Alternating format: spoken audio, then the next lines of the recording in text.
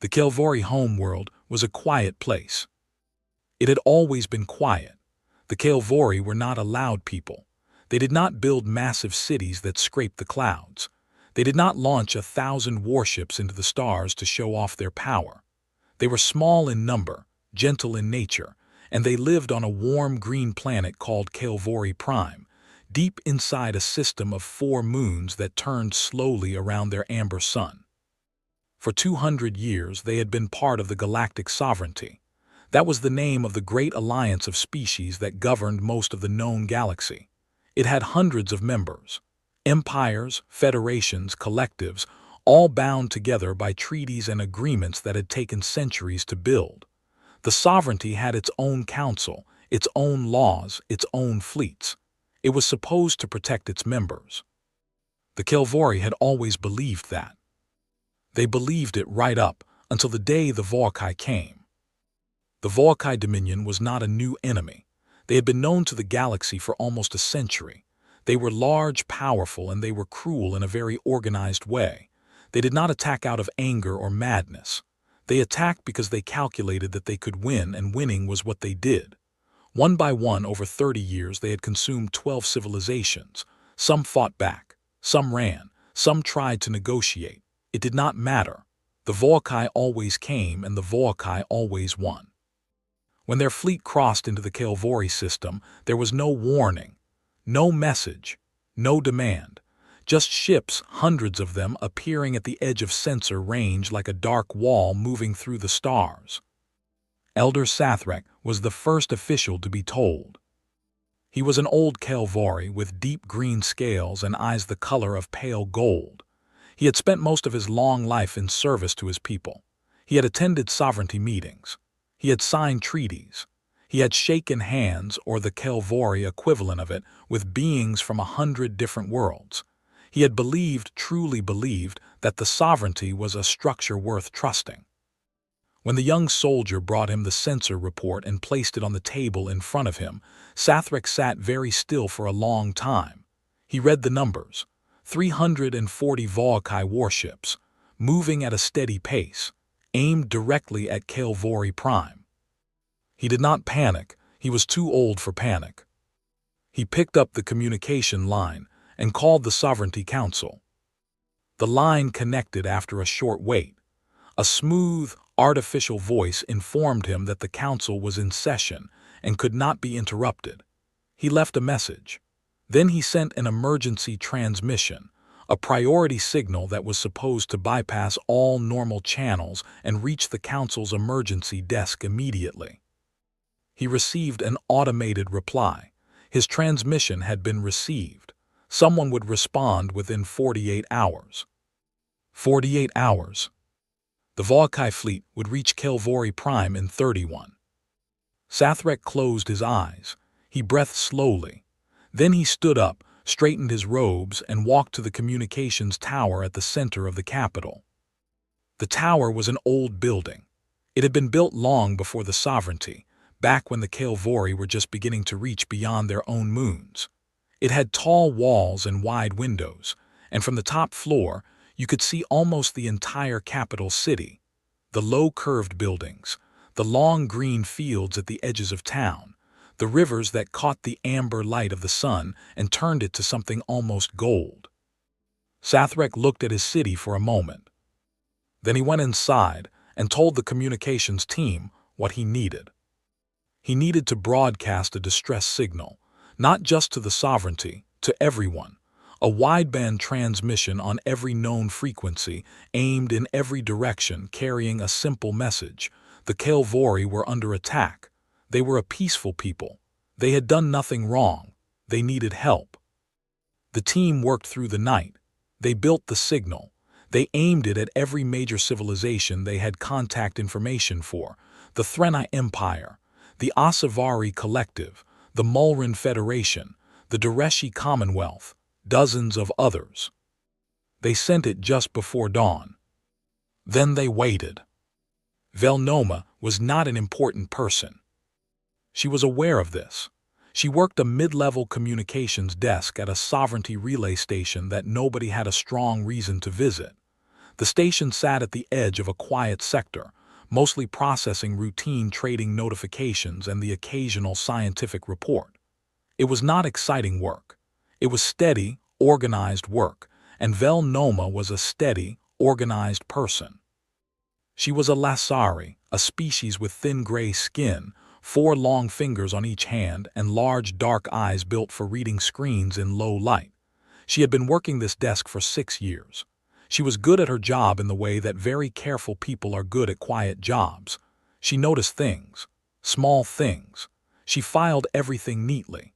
She never ignored a signal just because it looked unimportant.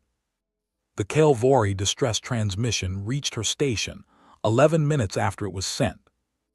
Vel Noma flagged it immediately. She pulled up the full message. She read it 3 times.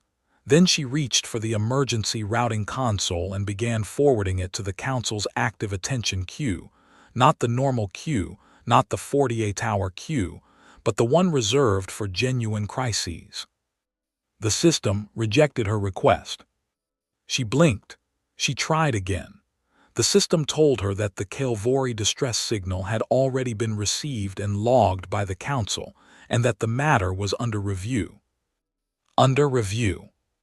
She sat back in her chair. She looked at the signal again. She looked at the coordinates. She looked at the number of Volkai ships. She pulled up the Sovereignty's response database, the log of all active emergency requests and their current status. The Kelvori signal was there.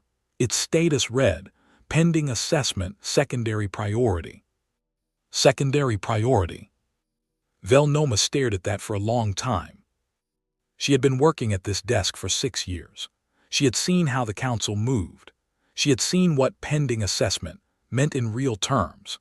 It meant that someone somewhere had looked at the Kelvori's situation and decided that the political cost of responding was higher than the political cost of doing nothing. It meant that behind closed doors, in quiet rooms, powerful beings were already calculating whether the Kelvori were worth the trouble. She already knew the answer they were going to arrive at. Because she had seen this before, not with the Kelvori, but with others. She turned back to her screens. The distress signal was still going out. It was broadcasting in every direction, carrying its message into the dark between stars. And as she watched the logs update in real time, she began to see the responses, or rather, the lack of them. The Threnai Empire acknowledged receipt of the signal. They expressed deep concern. They would raise the matter at the next full council assembly, scheduled in 9 days. 9 days. The Asavari Collective sent a formal note expressing their sympathy for the Kelvori people and their strong belief that diplomatic channels should be exhausted before any military consideration was made. The Mulran Federation did not respond at all. One by one, the great powers of the sovereignty went quiet. Some sent polite words, some sent nothing. Not one of them sent ships. Vel Noma watched the responses come in and not come in, and she felt something she did not have a precise word for. It was not quite anger. It was not quite sadness. It was the feeling of watching something you always feared was true become true in front of your eyes. She leaned forward and began closing the active monitoring windows one by one. There was no point watching anymore. The signal was dying in the dark. She had her job to finish. She would file the logs, mark the responses, and close out the relay window before the end of her shift. She reached for the last window, the one that was still showing the raw incoming data from the signal's broadcast, and her finger stopped. There was something there. A small entry, almost invisible in the stream of data, an automated acknowledgement ping not from any sovereignty member, not from any known major civilization. It came from a direction that, when she checked against her charts, pointed toward a region of space that was mostly empty on the official maps. Low development space, the outer edge of the Orion Arm. She almost closed it. It was probably a relay echo. Those happen sometimes, a signal bouncing off a station and coming back looking like a new response. Then she saw the timestamp. The acknowledgement had come back in 4 minutes and 17 seconds. Velnoma went very still. She knew the distances.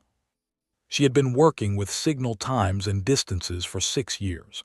Whatever had sent that ping was not a relay echo. It was not a passive bounce off some dead station. Something had received the Kael'vori signal. Something had read it. And something had sent back a confirmation, not a polite note, not a diplomatic reply, not a promise to discuss the matter, just a clean, direct acknowledgement that said, in the simple language of deep space communications, message received, understood, acting. Acting. That one word made her hand stop moving. She pulled the ping source data and ran it through her location charts. The coordinates resolved slowly, overlapping with sparse old survey files from about 40 years ago. A small system, one inhabited planet, a species that the sovereignty had catalogued briefly and mostly ignored. They had been given a standard file, young civilization, early spaceflight, not yet considered significant. The species was called human. The planet was called Earth. Velnoma had never spoken to a human. She had barely read the sovereignty file on them. Nobody paid much attention to Earth. They were a new species, only 80 years into real space travel. They had a handful of colony ships, a few research stations, some small defense vessels. They were considered a minor presence. Background noise. She read the acknowledgement ping again. Then she ran a calculation. If something had already turned around and started moving toward the Kael'vori system at the moment the ping was sent, how long would it take to arrive? The number on her screen made her blink. She ran it again. Same number. She sat very quietly in her low-lit station, in a part of the galaxy that nobody particularly cared about, and she looked at that number, and for the first time in a very long time, she felt something shift inside her chest. She did not close the window. Back on Kael'vori Prime, the hours moved slowly and heavily. The planetary defense forces, small, under-equipped, designed for border incidents rather than full invasions, were doing what they could. Every ship that could fly was being armed. Every ground installation was powered up. Sathrek had ordered the civilian population away from the coastal cities and into the inland shelters. It was not enough. Everyone knew it was not enough. But they did it anyway, because doing something was better than standing still. The soldiers were young. Most of them had never seen real combat. They moved through their duties with a kind of quiet determination that Sathrek found both admirable and heartbreaking. They checked their equipment. They ran their drills. They did not talk much. Sathrek walked among them sometimes in the long hours before the Voakai arrived. He did not have inspiring speeches to give. He was not that kind of leader. He walked, and he looked at his people, and he felt the full weight of what was coming. He had received the sovereignty's response by now, the careful language, the deep concern, the promise of review. He had read it once and put it away and not looked at it again. He had also received the logs from the communications tower. He had seen the tally of responses from across the galaxy. He was not surprised. He was old enough to not be surprised by this kind of thing anymore. He had always known, somewhere deep and quiet inside him, that when it came to it, the great powers would weigh the cost and find it too high. What surprised him, what he thought about as he stood at the tower window looking out at the amber evening light, was the one small ping that had come back from a direction nobody expected. His communications officer had shown it to him. She was young, barely out of training, and she had looked at Sathrek with wide gold eyes as she explained what the ping meant. He had listened without expression. When she finished, he asked her to show him the coordinates. He looked at the coordinates for a long time. Earth, he had heard the name distantly, the way you hear the name of a small town far away that you have no reason to visit. A young species, new to the stars, not significant according to everyone who had an opinion on such things. They had answered in 4 minutes. Not with words, not with diplomatic language, with a moving ship.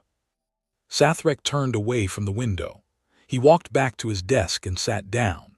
Outside, the sun was going down behind the four moons, and the sky was turning from amber to deep purple, and somewhere out in the dark, 340 Volkai warships were drawing closer with every passing minute. He thought about Earth, about a species he had never met, moving through the dark toward a world they had no reason to care about. He did not know why they were coming. He did not know what they could possibly do when they got here. He did not know if it would matter. But they had answered. In the quiet of his office, with the weight of everything pressing down on him, Elder Sathrek allowed himself one small, private feeling. It was not hope. It was something quieter than hope. It was the feeling of not being completely alone in the dark. He sat with that feeling for a little while. Then he got back to work. Outside, the last light faded from the sky over Kael'Vori Prime, and the stars came out one by one, cold and bright and very far away. Somewhere among them, something was moving, something that had not been asked to come, something that had received a signal and without discussion, without calculation, without asking what it would cost, had simply turned around and started moving toward the sound of someone calling for help. The night settled over the capital city. The soldiers kept their watch. The shelters filled with families who held their children close and spoke in quiet voices. The amber moon rose over the eastern hills and cast long shadows across the empty streets. And the signal went on broadcasting into the dark, over and over, carrying its simple message to anyone who would listen. Most of the galaxy had already decided not to. But somewhere far away, at the edge of the Orion Arm, a fleet was moving through the night between stars, and it was moving fast. The signal reached Geneva at 3:40 hours. Most of the city was asleep. The streets were quiet. The lake sat still and dark under a cloudy sky. The lights of the United Nations Defense Command building were the only bright thing on the waterfront at that hour. They were always on, always bright, because the people who worked inside them had long ago accepted that trouble does not keep regular hours. Admiral Seraphine Akafer was in the middle of a briefing when the duty officer knocked and opened the door. She was a tall woman, not tall in a way that announced itself, just tall and straight and steady, the way old trees are steady. Her hair was cut short and going gray at the edges. She wore her uniform the way she wore everything, without thinking about it, because it had been part of her life for so long it was just her skin now. Her eyes were dark brown and very clear, and when she looked at you, you had the feeling she was reading something behind your face that you did not know was written there. She had been up since 200, that was normal.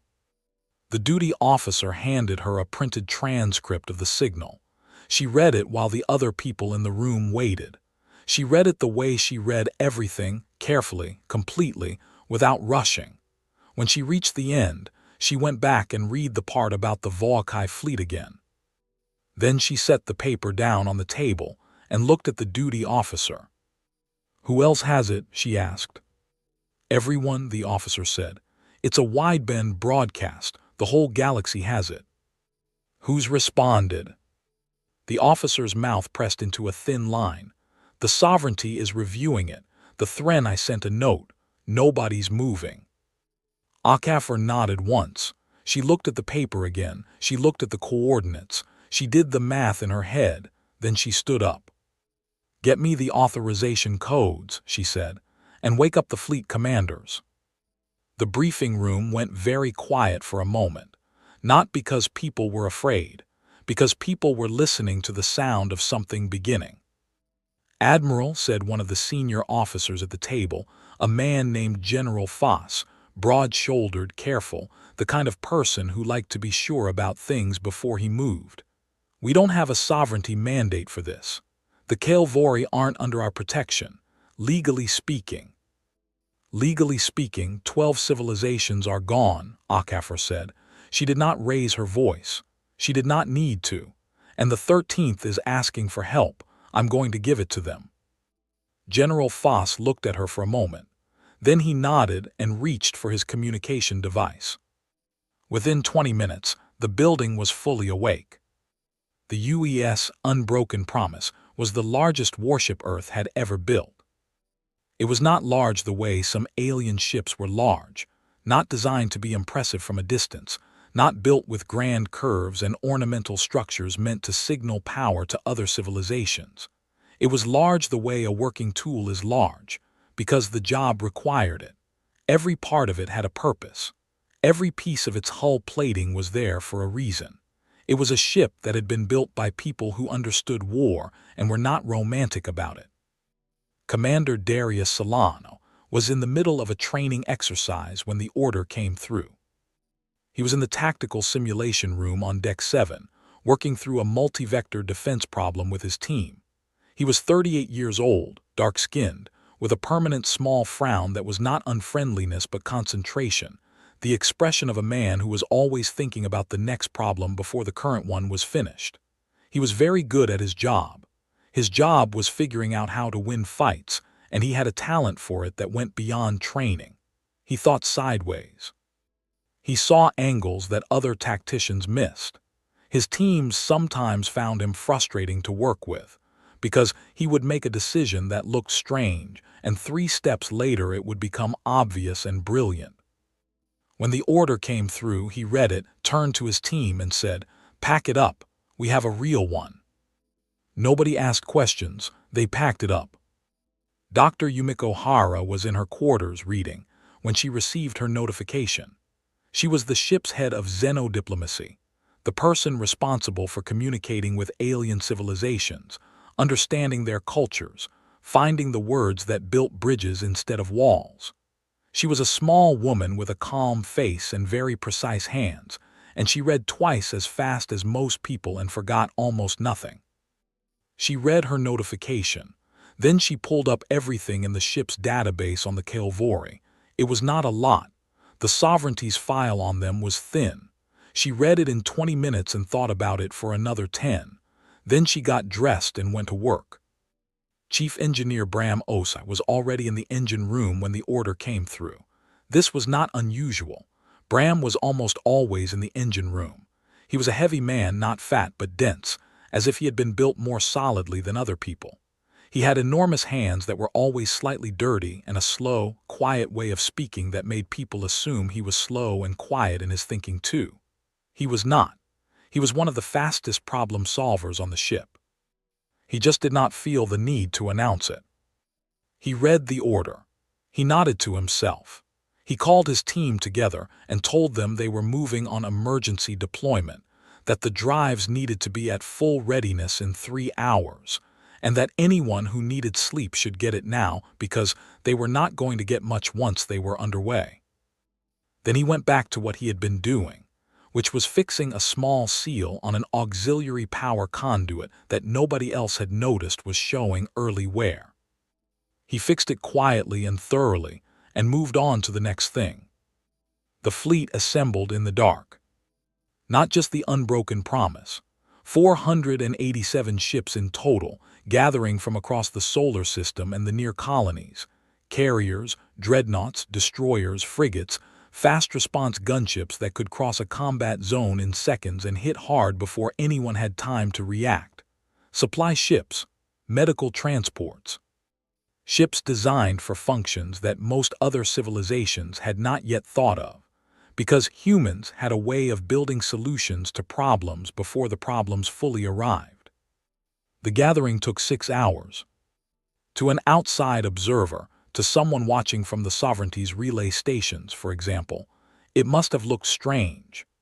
A species that the galaxy barely paid attention to, mobilizing their entire military presence and pointing it toward a conflict that had nothing to do with them, in a star system they had no official interest in, for a people they had barely met. It would have looked strange, yes. But the crews of those 487 ships would not have found it strange at all, because they knew the story. Most of them had grown up with it. It was not a famous story in the galaxy. The sovereignty had not recorded it in any significant way, but on Earth and in every human colony it was something people knew. It was part of the texture of things, one of those pieces of history that you absorb without being formally taught it, because the people around you carry it and it passes through the air. The story was about the Vandry plague. In 2291, a disease had moved through the human colonies. It had started on one of the outer stations and traveled faster than anyone expected, faster than the containment teams could move. Within 8 months, it had reached Earth itself. It was killing people across every continent. The hospitals could not keep up. The research labs were running around the clock and making no progress. The projections were terrible. The most cautious estimate said that, without a solution within 2 years, 30% of the human population would be gone. The less cautious estimates were worse. The sovereignty had sent notes of sympathy.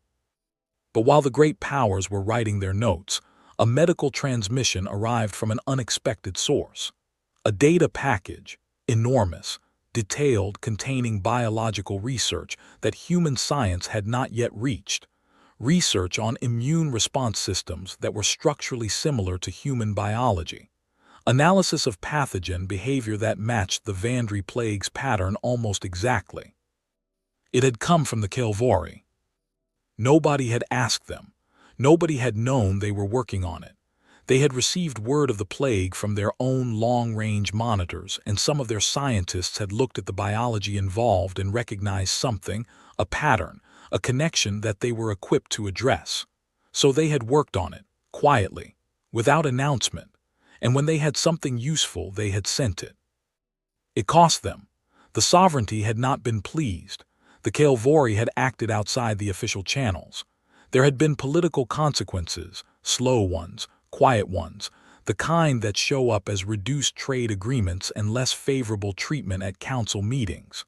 The Kelvori had accepted those consequences without complaint and without explanation.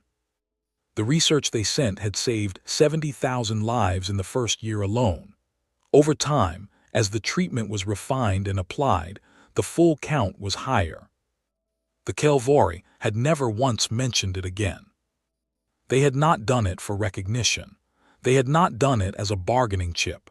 They had done it because they could, and because someone needed help, and those were sufficient reasons. The human crews who boarded their ships in those 6 hours of gathering knew all of this, not as a formal briefing, as something they had grown up knowing. The Kelvori helped us when they did not have to. They asked for nothing. They remembered them when no one was watching. Now the Kelvori were calling into the dark, and everyone was ignoring them. Not everyone. Admiral Akefer walked the length of the unbroken promise as it completed its final pre-jump checks. She walked the corridors the way she always did before a deployment, not inspecting exactly, just being present. She passed through the crew quarters, the medical bay, the tactical operations center, the engineering decks. She said a few words here and there. She did not give speeches. She did not rally people. The people on this ship did not need rallying. She stopped at the door to the engine room and looked in. Bram Osai was at his main console, running through his checks with the slow thoroughness that was his signature. His team moved around him efficiently and quietly. Everything looked exactly as it should. Osai looked up and saw her. He nodded once. She nodded back. That was enough. She made her way to the bridge. The bridge of the unbroken promise was a wide, low-lit space full of screens and quiet voices. The crew were at their stations. Everything had the feeling of coiled readiness, not tension, exactly. Readiness. The feeling of a tool that has been cared for and is ready to do its job. Solano was already at the tactical station. He had 6 screens open and was building a preliminary picture of the Kelvori system from the long-range data they had received. He had notes everywhere. He looked up when Akefer came in, gave her a brief nod, and pointed at the largest screen. 340 Volkai ships, he said. Siege formation. They've been running this pattern for about 30 years. They like to come in heavy from one side and use mass to compress the target's defense line. He paused. It works on people who think the same way they do. Akefer looked at the formation on the screen, and people who don't. Solano's mouth moved in something that was almost a smile. Different story. Dr. Hara arrived on the bridge with a data pad and a quiet expression. She had spent the last few hours going through everything she could find on the Kael'vori, their language, their social structures, their history. She had also gone through everything available on the Vo'kai, which was less about culture and more about pattern of destruction. The Kael'vori don't have a strong military tradition, she said, joining them at the tactical station. They're not built for this kind of fight. Their defense force is real but small. They'll be holding on, but they won't be holding on for long. How long? Akafor asked. When we arrive, Hara calculated. Maybe hours, maybe less. Akafor nodded. Then we move fast. She walked to the command chair at the center of the bridge and sat down. Around her, the crew completed their final checks. The fleet was assembled. The drives were ready. The coordinates were locked. She looked at the main screen, where the stars ahead of them were still and quiet. The destination just a point of light among thousands of other points of light. "Admiral," said the navigation officer, "fleet is ready for jump." Akafor took one breath, one slow, even breath. "Take us out," she said. The unbroken promise moved. Behind it, one by one, 486 other ships followed. The drives ignited in sequence, and the fleet swept forward into the jump corridor, vanishing from normal space in a long, bright line that lasted 3 seconds and then was gone. The solar system went quiet again. On the screens of the Sovereignty's monitoring stations, the departure was logged as an unusual military movement from a minor species, notable but not urgent. Someone would file a report. Someone else would read it later. But the fleet was already gone. And somewhere ahead, in the amber-lit star system of Kael'vori Prime, the Vo'kai ships were moving into their final assault positions, and their general stood on his bridge with his hands behind his back and looked at the planet below him, and felt the particular satisfaction of a man who has done this many times and expects to do it many times more. He had no idea what was coming. Nobody did. Except, perhaps, an old Kael'vori elder who stood at a broken window and looked up at the stars and thought about a signal he had sent, and a ping that had come back in 4 minutes and 17 seconds. He had not told anyone about it. He was keeping it quietly, the way you keep something fragile, holding it carefully so it did not break before it had the chance to become real. The night outside was dark. The moons were high. The Vo'kai ships were visible now with the naked eye, bright moving points of light against the stars, drawing closer with every passing minute. Sathrek watched them come. And he waited. The last hour before the bombardment was the quietest hour. On the surface of Kael'vori Prime, the capital had gone mostly dark. Not a blackout, the power was still on in the shelters, still running the medical stations and the communication arrays, but the streets were empty, the market squares were empty, the long river walks that the Kael'vori loved in the evenings were empty. The city felt like a held breath. General Veth stood on the command bridge of his flagship, the Vo'kai warship Sovereign Fist, and looked at the planet below him through the wide front viewport. He was a large being. Vo'kai were large in general, broad, heavily built, with dark armored skin that had evolved on a high-gravity world and never quite let go of the thickness that world had demanded. Draal was older than most of his officers, and the years had not made him soft. They had made him precise. He had been running military campaigns for 22 years. He had participated in the conquest of 6 civilizations personally. He knew how these things went. He knew the rhythms of them, the resistance that starts strong and then slowly exhausts itself. The moment when the defending forces realize they cannot win and begin to collapse. The long, careful process of turning a living civilization into a controlled territory. He found the process almost boring now. Not because it was easy. It was always difficult in the details, but it was predictable. Every civilization responded to overwhelming force in the same basic ways. They fought. They ran. They asked for help. Help did not come. They fought some more. Eventually, they stopped. Kelvori had been in the fighting stage. Now they were moving toward the asking for help stage. Draal had seen their distress signal go out. He had monitored the galaxy's response with something approaching amusement. The Threnai sent a note. The Asavari sent a longer note. Nobody moved. This was the part he had always found most useful, the moment when the defending civilization realized that the rest of the galaxy was not going to save them. That moment did more to break resistance than any weapon. He turned to his communications officer. Begin the final approach sequence. I want bombardment of the northern defense installation started within the hour. Yes, General. He turned back to the viewport. Below him, Kelvori Prime glowed amber and green in the light of its sun, quiet and small and entirely surrounded. It was going to be a short day. The first sign was on the long-range sensors. One of the Voakai sensor operators noticed it first, a fluctuation at the edge of the system's detection range. He almost dismissed it. Sensor fluctuations happened. Space was full of things that showed up briefly and then resolved into something normal. He flagged it as routine and moved on. Then the fluctuation happened again. And again. And then it stopped being a fluctuation and became a reading. 1 ship, then 5, then 20. Then the readings were coming in so fast that the system was struggling to count them individually and was starting to group them. The sensor operator stared at his screen. He checked his calibration. He ran a diagnostic. Everything was working correctly. He looked at the screen again.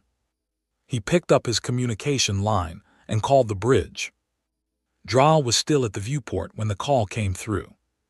He listened. He did not move for a moment.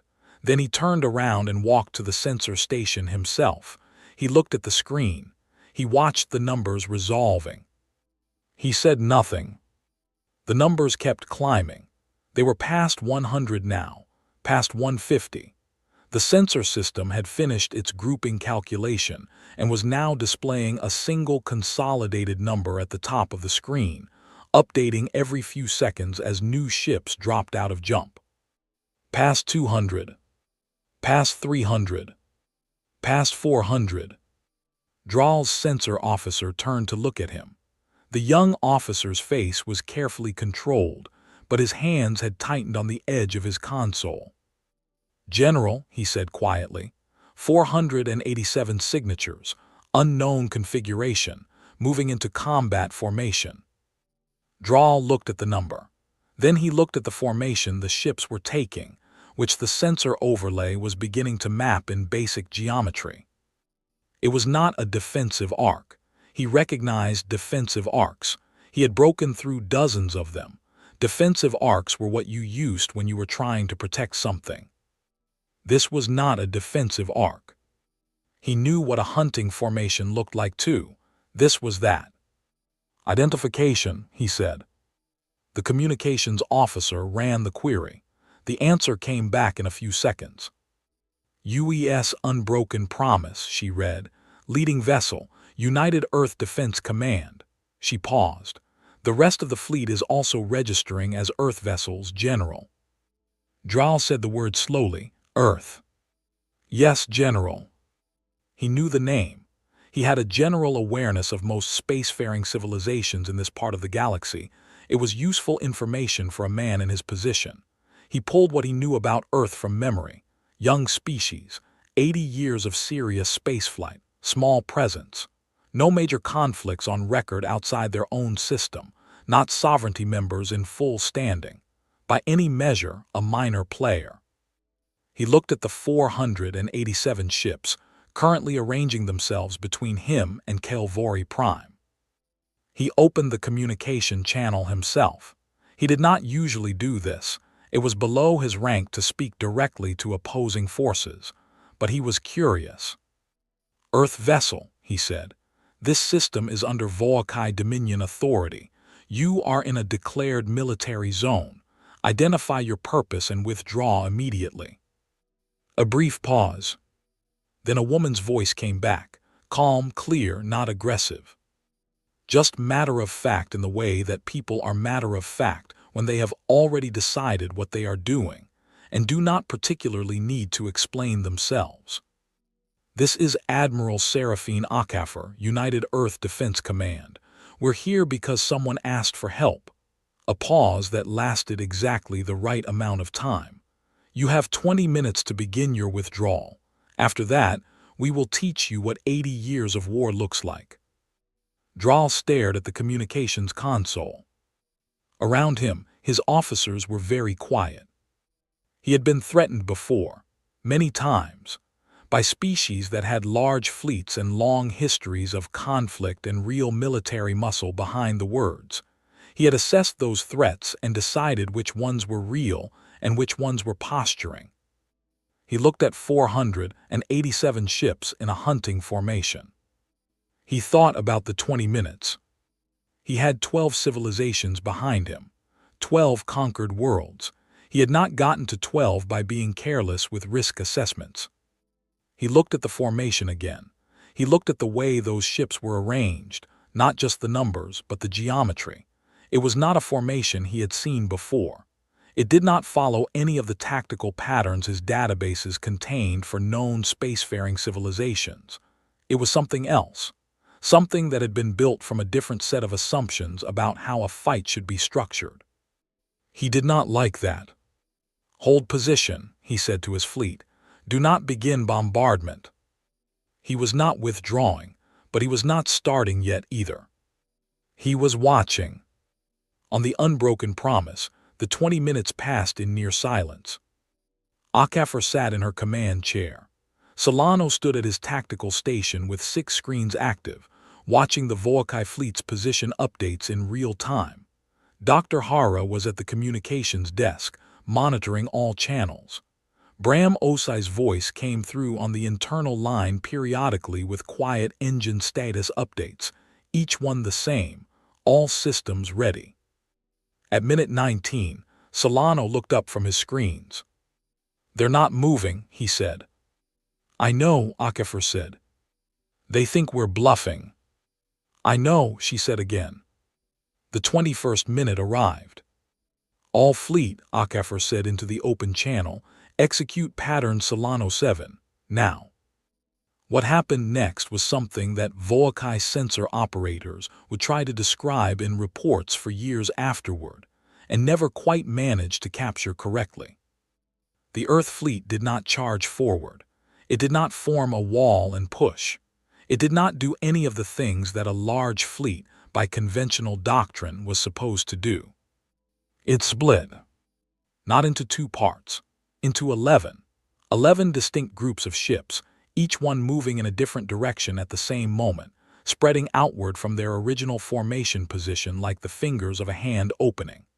The groups moved faster than the Volkai expected, because the Earth ships had engines built for rapid acceleration rather than sustained top speed, a design choice that made no sense until suddenly it made all the sense in the world. The Volkai fleet was large and it was powerful, and it was built for the kind of combat that most civilizations fought, 2 forces meeting head-on, mass versus mass, power against power, the heavier side eventually winning. Draal had won 12 times doing exactly that.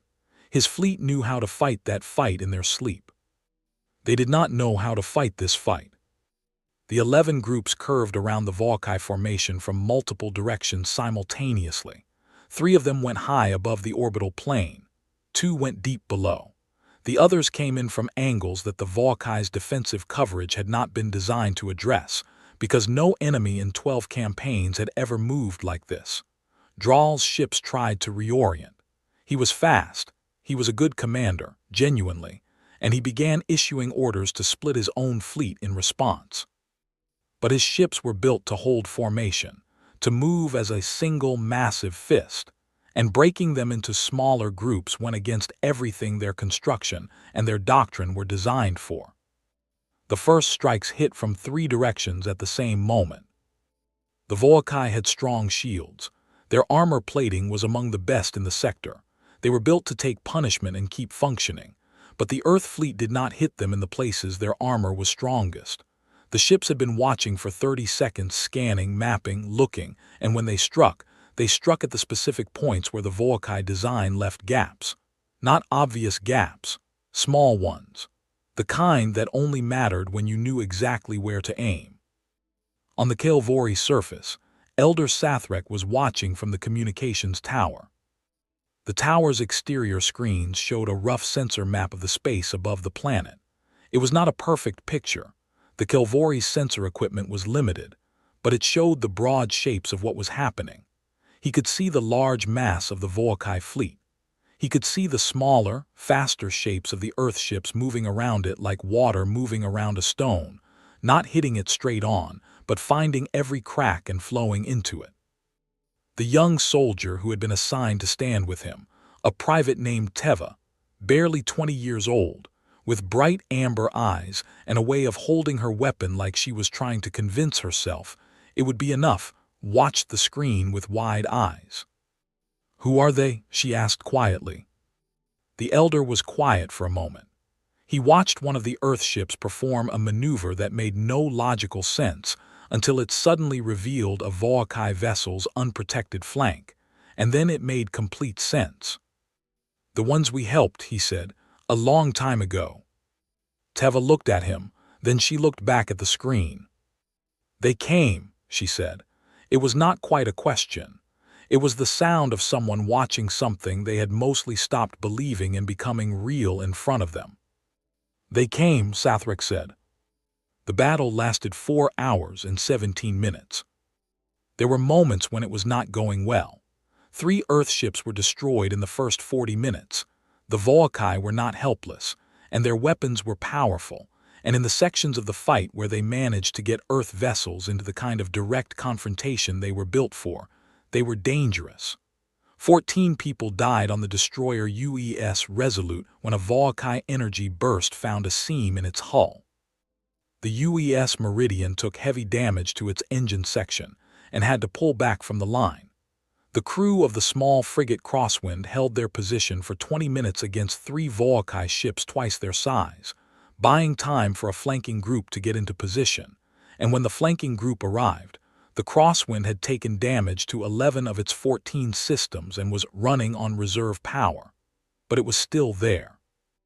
On the tactical station of the Unbroken Promise, Solano was everywhere at once. Not physically, he stayed at his station, his hands moving across his screens, his voice calm and continuous on the fleet channels, but his mind was in every corner of the fight. He was watching patterns. He was watching how the Volkai were adapting. Every time they found a new response to the Earth fleet's movements, Solano was already building the counter to it before they finished implementing it. He was 2 steps ahead, and staying there through sheer concentrated thinking. "Group 7, pull left," he said into his channel. "Don't let them establish that angle. Group 7 left now, and Group 3 swing wide to cover the gap." The ships moved. The gap closed. A Volkai flanking attempt collapsed before it formed. Akafar watched the tactical picture evolve. She gave direction on the big decisions and left the fine details to Solano, because that was the right way to use him and she knew it. She watched the Volkai numbers. She watched them take hits and absorb them and come back.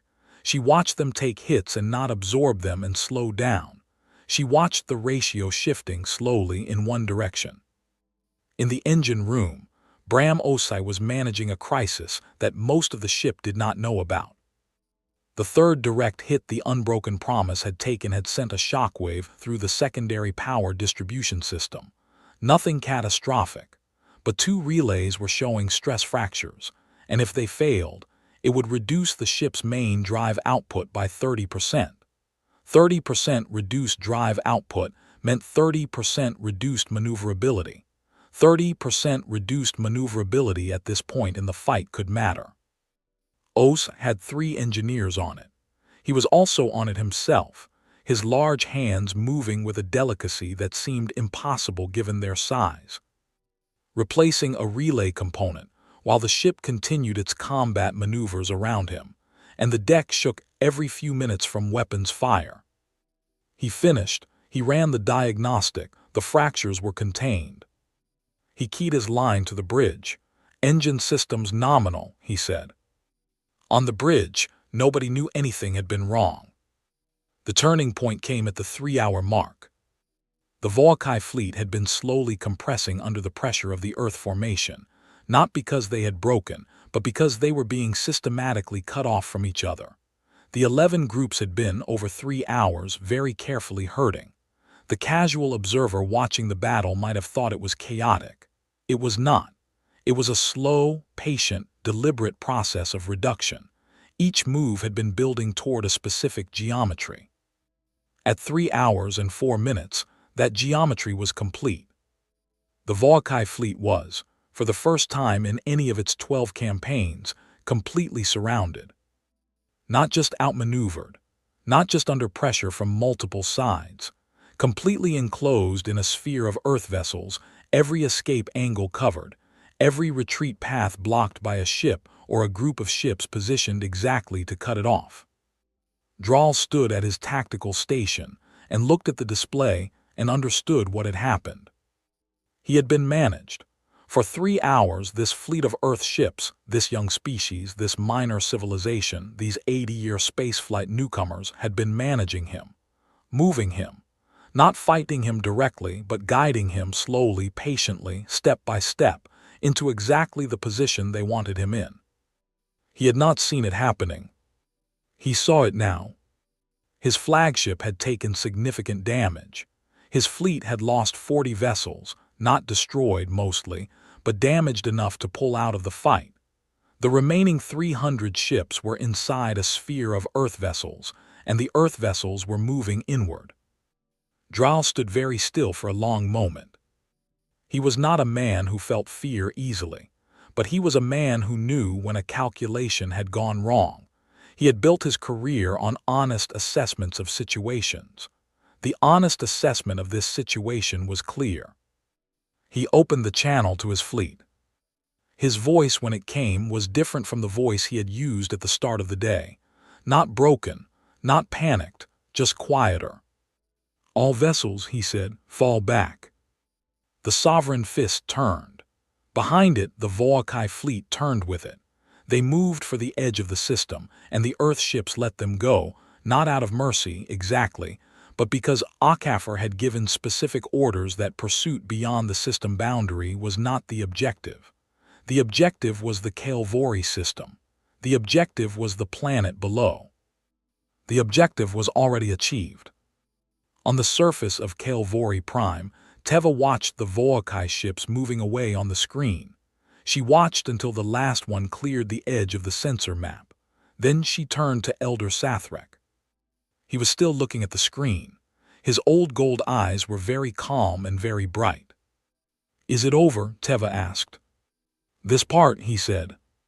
Above them, in the quiet of the now empty orbital space, the Earth fleet began to regroup. Ships moved back to formation. The damaged ones were flagged. The ones that needed help received it.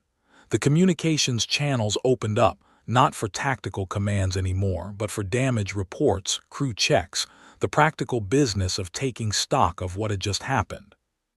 On the unbroken Promise, Admiral Akafar sat in her command chair and looked at the main screen, where Kael'Vori Prime turned slowly in the light of its amber sun. Green and quiet, and for the moment safe. Solano came to stand beside her. 41 Volkai ships in retreat, he said, remaining 300 withdrawing. Long-range tracking shows them clearing the system. He paused. We lost 14 people. The Meridian will need major repair. The Crosswind crew is all accounted for. They're banged up, but nobody's gone. Akafar listened to all of this. She nodded. Get me a channel to the surface, she said. The communications officer opened it. Akafar leaned forward slightly. Kael'Vori Prime, this is Admiral Akafar, United Earth Defense Command. The Volkai fleet has withdrawn from your system. We are in orbit. We are not leaving until you tell us to. Is there anything you need right now? A long pause. Then a voice came through, old, careful. carrying inside it something that was too large to fully express in words. "Yes," said Elder Sathrek, "we need our people to know that it is safe to come home." Akefer closed her eyes for just a moment. "Tell them," she said, "it's safe." The day after was gray and still. A light rain fell on the capital city of Kelvori Prime, soft and steady, the kind of rain that does not ask anything of you, just falls and makes everything quiet. The empty streets filled slowly as people came out of the shelters. They came out carefully at first, the way people do when they have been afraid for a long time and are not quite ready to stop being afraid. They stepped into the open air and looked up at the sky and looked at the buildings that were still standing and at the ones that were not. The northern district had taken some damage from the early bombardment. Before the Earth fleet arrived, the Voakai had already begun their work. 3 buildings were rubble. The road leading to the main river crossing had a long black scar across it from an energy strike that had hit the pavement and kept going. 2 of the public gardens that the Kelvori kept with great care were burned on one side, the old trees there reduced to bare black shapes against the gray sky. People looked at these things. They did not make much noise. They just looked, and then they began to move, some toward the shelters to check on family, some toward the damaged areas with tools and hands, already beginning the process of figuring out what could be fixed and what had to be rebuilt. Sathrek walked through the city in the morning rain. He was tired in the way you are tired after something big has happened, not sleepy exactly, but emptied out, like a container that has been filled and then poured. He had not slept. He had been on communication lines all night, coordinating with the Planetary Defense Command, with the remaining sovereignty channels that were now suddenly very interested in talking to him, with his own staff. He had also received a request from the Earth Fleet. Admiral Akefer wished to send a diplomatic representative to the surface for a formal first contact meeting. He had replied that he would be honored, and named the time and place himself. The old assembly room at the base of the communications tower, the next morning, at the hour when the amber sun came over the eastern hills. He arrived early. Dr. Yumiko Hara came down in a shuttle with 2 other crew members and 1 security officer who walked behind her and tried to look inconspicuous and did not quite manage it. She carried nothing except a small data pad and the knowledge she had been building since the signal first came through. The city she descended into was beautiful even in its damaged state. She could see that, the way the low curved buildings sat together, the design of the wide river walks, the careful way the Kelvori had arranged their public spaces so that every open area had both sun and shade. It was a city built by people who thought about where they put things and why. She noted all of this in the way she noted everything, with genuine interest rather than professional cataloging. Sathrek was waiting at the door of the assembly room when she arrived. He was older than she had expected, though she was not sure why she had expected anything specific. He was tall for a Kelvori, with deep green scales and eyes that were old and clear, and looked at her with a directness that she found immediately comfortable. He bowed in the Kelvori formal style, a slow dip of the head with both hands held forward, open. She had practiced this. She returned it as correctly as she could. Something in his face shifted slightly, not surprise exactly, more like a note being taken.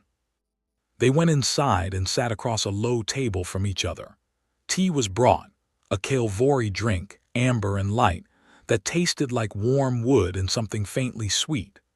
Hara accepted it and held the cup in both hands because that was what the cultural file had told her was respectful, and she saw him notice that too. For a while they talked through the practical things, the immediate humanitarian needs of the planet.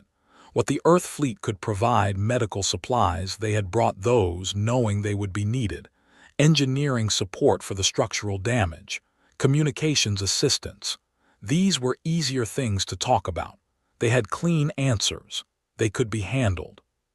Then the practical part was finished, and a small silence sat between them. Sathrek looked at her for a moment. He wrapped his long hands around his own cup. "I want to ask you something directly," he said.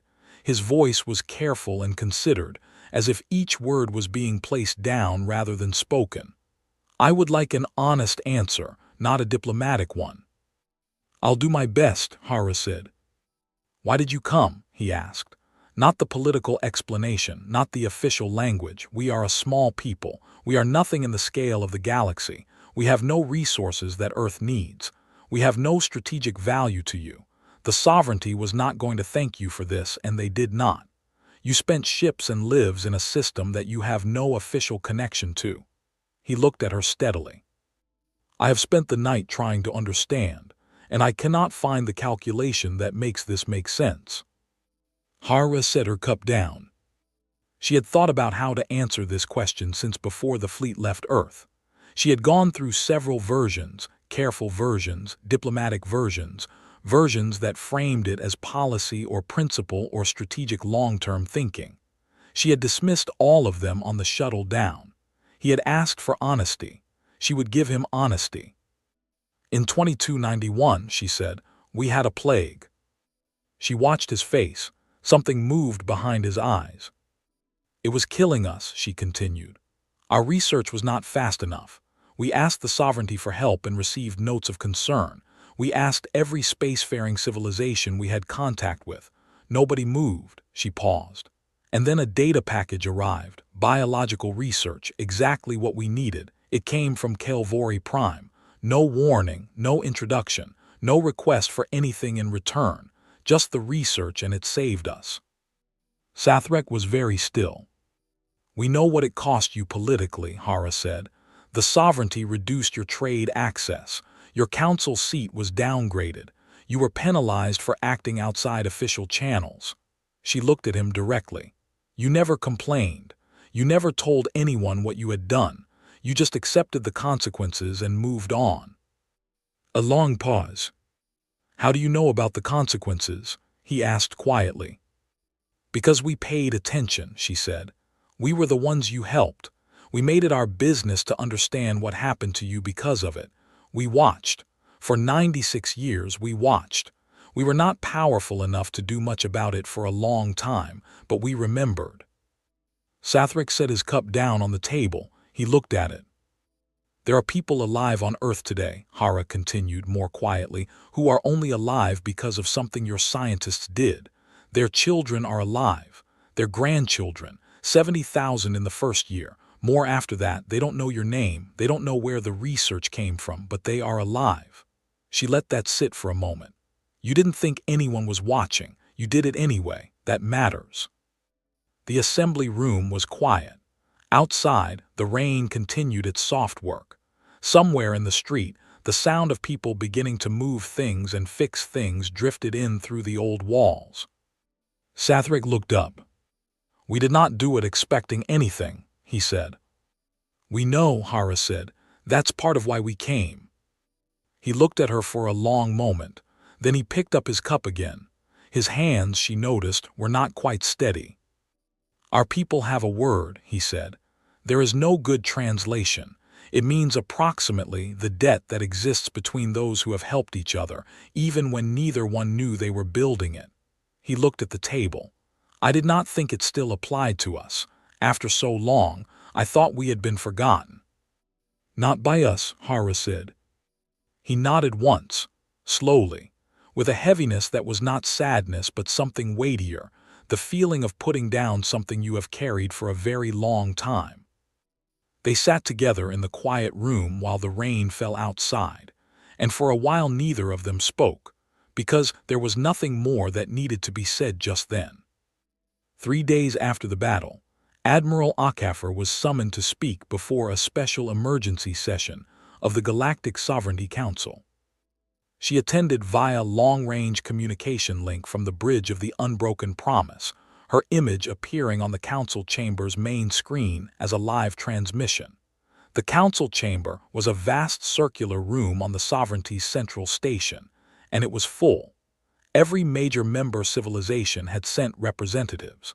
Some of them had not been in the same room together for years.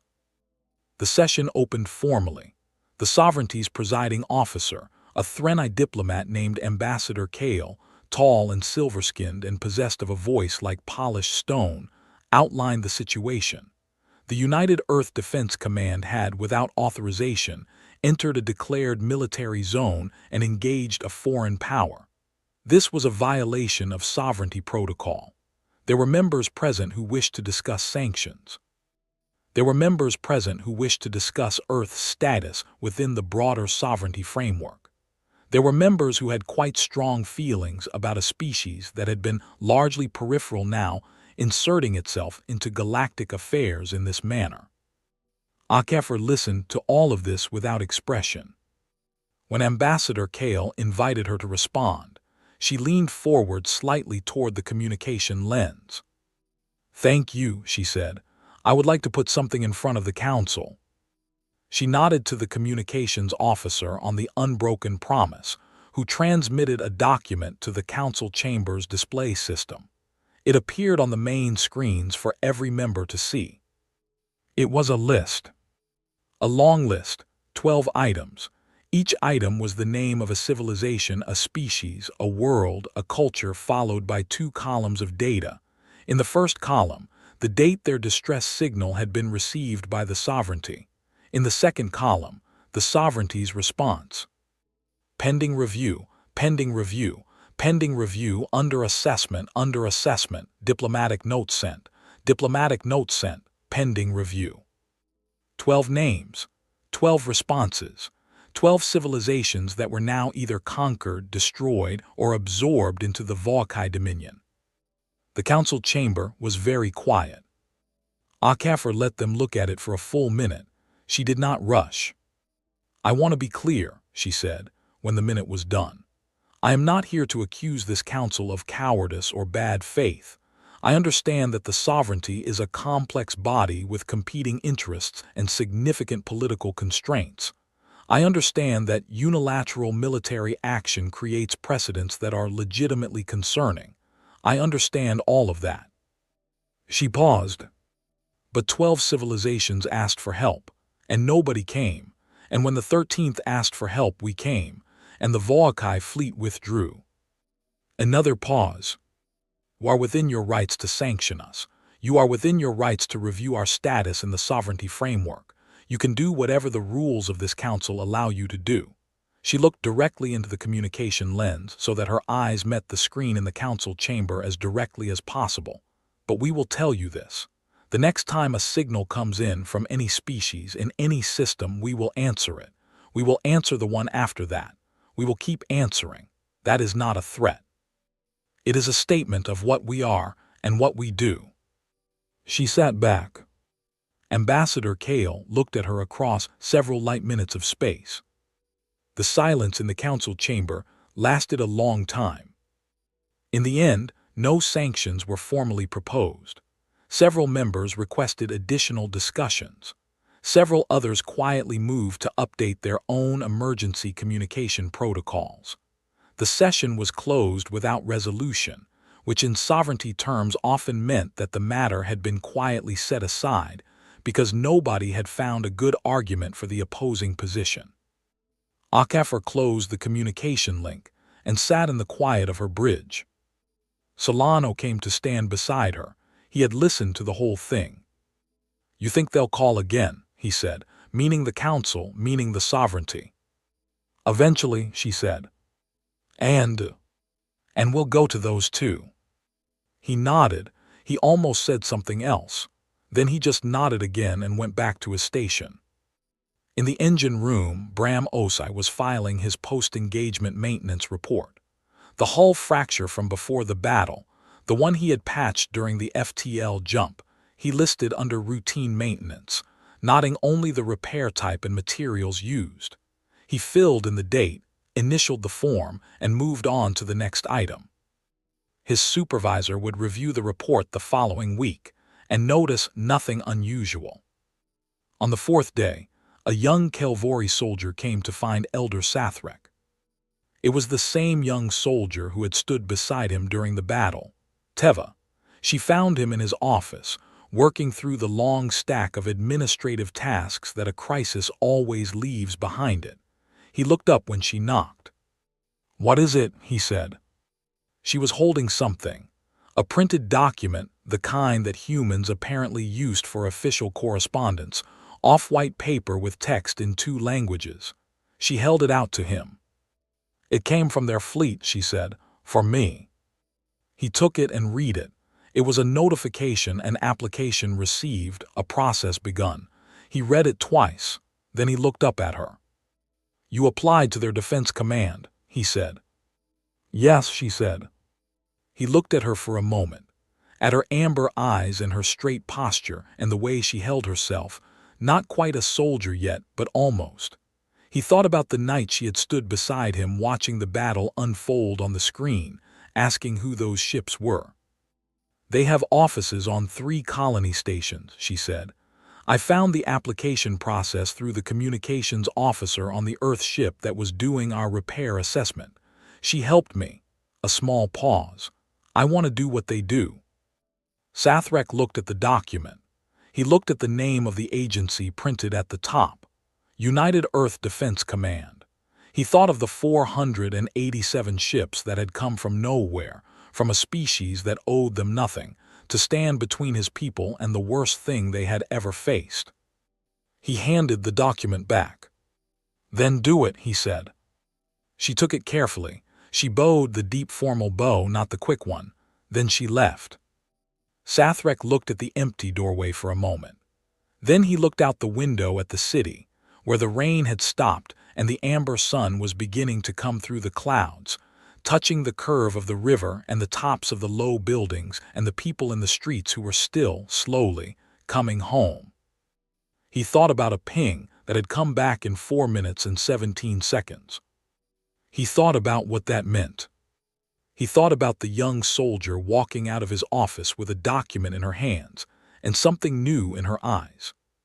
He turned back to his desk. He had a lot of work to do. And somewhere across the city, in the small temporary offices the Earth fleet had set up on the ground, a communications officer from the Sovereignty's relay station handed over her resignation and pulled up a different application form entirely.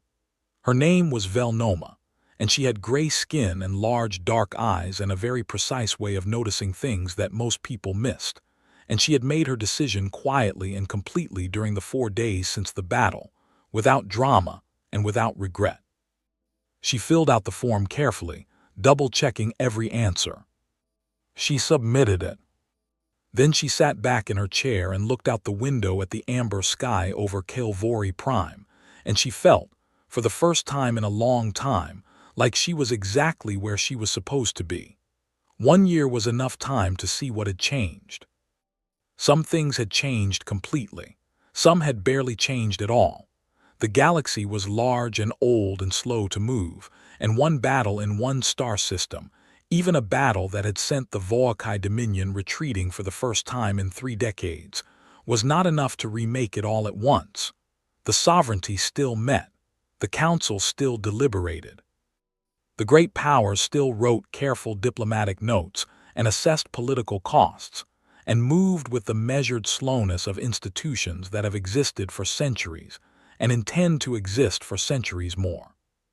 But things had changed, quietly, in the way that important things often change not all at once, but in the accumulation of small shifts, each one barely noticeable alone, that add up over time to something different. The Voakai Dominion had gone quiet.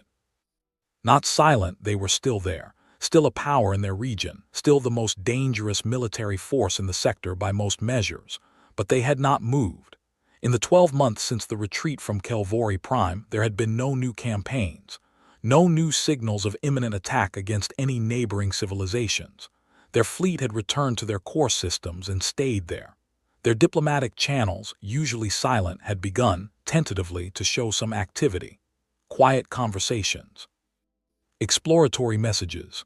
Nothing significant yet, but the pattern of 30 years of constant expansion had, for the first time, paused. Analysts at the Sovereignty spent a great deal of time trying to explain this. Some argued that the Voakai were simply recalculating, gathering new resources, preparing for the next campaign more carefully. Some argued that the loss at Kelvori Prime had damaged their military credibility internally, and that there were political struggles happening within the Dominion that the outside galaxy could not yet see.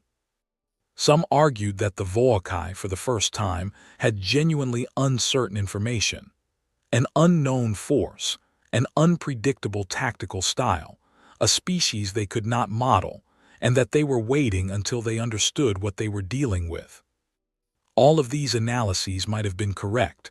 They might all have been partially correct. What was certain was the result. For 1 year, the Voakai had not attacked anyone. 3 civilizations that had been quietly watching the Voakai's advance and calculating how much time they had left before the ships arrived at their borders were still intact. Their people were still alive. Their cities were still standing. For now, the gap held. On Kelvori Prime, they built a monument. It was not a military monument. There were no weapons depicted in it, no ships, no representations of battle. The artist who designed it, a young Kelvori sculptor named Myra, who had spent the battle in a shelter with her 2 children and had come out of the experience with something clear and specific to say, had spent 3 months on the design and rejected 17 versions before she arrived at the final one. It was a simple thing in the end. A sphere of dark stone representing a planet. Not specifically Kelvori Prime, any planet, all planets. Beside it, carved in relief on a long panel of pale stone, a single line reaching inward from the edge, the universal visual shorthand for a signal being sent into space. And at the tip of that line, not an explosion or a fleet or a dramatic image of salvation, but a small, clean symbol, a hand open. The inscription ran along the base of the panel in 2 languages, Kelvori first, then, below it, in English, which had been included because the sculptor felt it was right, because the monument was as much for the ones who came as for the ones who called. The inscription read, "They did not know us, they came anyway." Sathrek attended the unveiling ceremony on a warm afternoon in the early part of the Kelvori spring. The amber sun was high, and the moons were just visible on the western horizon, and the air smelled of the flowers that grew along the river. Several hundred people had gathered. Most of them were quiet during the ceremony, the way people are quiet when they are trying to hold something large inside themselves. Some of the Earth crew were there. Admiral Akafer had returned to the system for the ceremony. She stood at the edge of the gathered crowd in her uniform, alone except for Solano, who stood beside her with his hands behind his back, and his expression quiet and unreadable in the way it always was when he was thinking about something deeply. Dr. Hara stood closer to the front, near Sathrek, having built enough of a relationship with him over the past year that standing close felt natural. When the cloth came down and the monument was revealed, Myra stood beside it with her 2 children, old enough now to walk and look around and not fully understand yet. And Sathrek read the inscription aloud in Kelvori, and someone else read it in English, and then there was a long silence that was not empty but full. Akafer looked at the inscription. She read it. She did not say anything. She stood there for a moment with the warm spring air moving around her and looked at those words, and what she felt was too complicated and too personal to describe, so she did not try to describe it to anyone. She just stood there and let it be what it was. Solano beside her also said nothing. After a moment he cleared his throat quietly, ready to head back up. "1 more minute," she said. He nodded, he waited. She took her 1 more minute. Then she turned and they walked back toward the shuttle landing area, and the monument stood where it had been placed, and the people of Kelvori Prime moved around it, and some of them stopped to read it, and some of them just touched the stone with their hands for a moment before they moved on. On Earth, a girl watched footage. She was 9 years old. Her name was Adiz, and she lived in the eastern part of Lagos, and she had found the footage on her tablet in the way children find things, not by searching for it specifically, but by following a chain of curiosity from one thing to another until she arrived somewhere unexpected. The footage was not classified. The United Earth Defense Command had released an official record of the Kelvori mission, partial footage from external hull cameras, sensor logs, some audio. The dramatic part, the moment the fleet dropped out of FTL into the Kelvori system, was a sequence that had been shared across every network, in every language, on every inhabited world that humans touched. 487 ships dropping out of jump space in sequence, the stars visible behind them, the amber glow of Kelvori Prime below, the fleet arranging itself into formation, moving with the kind of coordinated purpose that looked almost beautiful even when you understood what it was for. The whole sequence lasted about 90 seconds of real time, captured from a camera on the trailing edge of the destroyer Resolute, wide angle, sharp. Adiz watched it 3 times. She watched it a 4th time more slowly. She was not entirely sure what she was feeling. She was 9 and she did not yet have all the words for all the feelings. But there was something in it that grabbed at something inside her and would not let go. The ships moving, the formation taking shape, the sense, the clear, visible sense of purpose, of people who knew why they were doing something and were doing it completely. She watched it a 5th time. Then she put down her tablet and looked at the ceiling of her room for a while and thought about the things she wanted to be when she was old enough to be things. She had already had 3 different answers to that question over the past 2 years. None of them had stuck.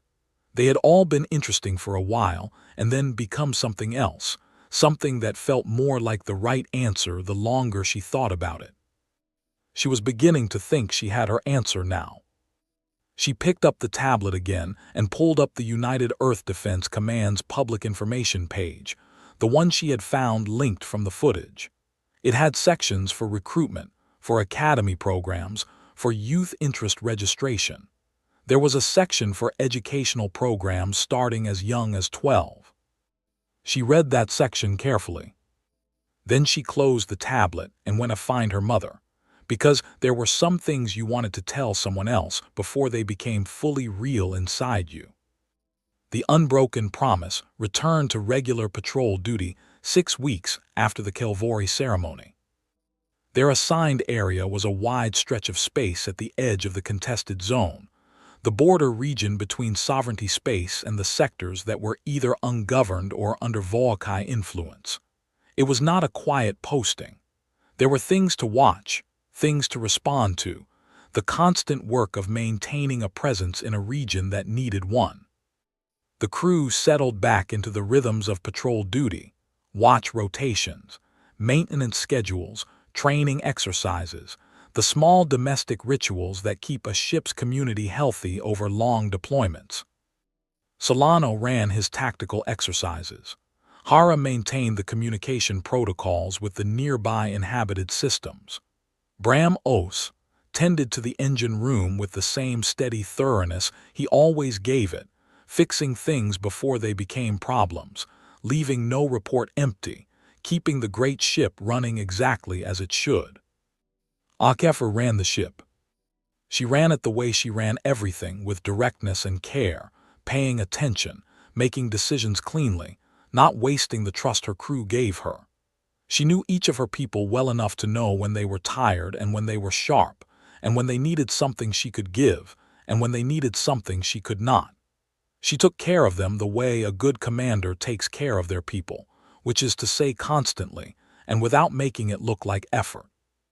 Teva had completed the first stage of her application process and was, as of 3 months ago, officially enrolled in a preliminary training program at the Earth Colony Station on the edge of the sector. Sathrek had sent Akefer a short message when the enrollment was confirmed. The message said only, "Thank you for leaving the door open." Akefer had read it and written back. She opened it herself. The patrol continued. The weeks moved. The space around them was quiet in the specific way that borders are quiet, not peaceful exactly, but watchful, tending. And then at 2:17 hours on a Tuesday, the signal came. It arrived on the standard wideband frequency, the kind that was used specifically when you wanted to reach as many people as possible because you were not sure who was listening and you needed someone to hear you. The communications officer on night watch caught it first and ran it through the translation protocols, and then called the duty officer, and the duty officer read it and called the bridge. Akafar was on the bridge in 7 minutes. She was not fully dressed. She had her jacket open and her hair not yet in its usual order, but her eyes were clear and fully awake. She read the message. Unknown species, coordinates attached, a brief, plain description of the situation, ships surrounding them, no allies nearby, time running out. The message was not well written. The translation was rough, but the meaning was not complicated. Someone was surrounded and afraid and calling for help because they had no other options. The coordinates resolved on the navigational chart, 6 weeks away at maximum FTL. Akafar looked at the message for a moment. Then she looked up. "Get me fleet command," she said, "and plot the course." The communications officer opened the line. The navigation officer pulled up the chart. Around the bridge, the night watch crew moved into the quiet efficiency that comes from having done something before and being ready to do it again. Solano arrived on the bridge 4 minutes later, partially dressed, one sleeve still unbuttoned. He looked at the navigation chart. He looked at the coordinates. He was already thinking, she could see it in his face, the sideways working quality of his thinking, beginning to map the space around the unknown coordinates, building preliminary pictures. Dr. Hara arrived a minute after that. She went straight to the communications station and pulled up the raw signal. She would start building a language profile immediately. 6 weeks was not a lot of time, but it was enough to learn basic patterns. It was enough to arrive ready to speak.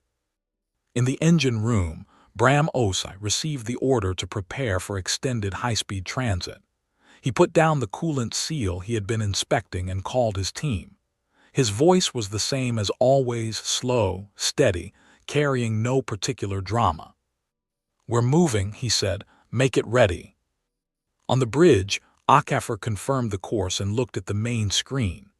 The stars ahead were still and bright in the dark, and somewhere among them, 6 weeks away, an unknown species was calling into the void because they had no one else to call.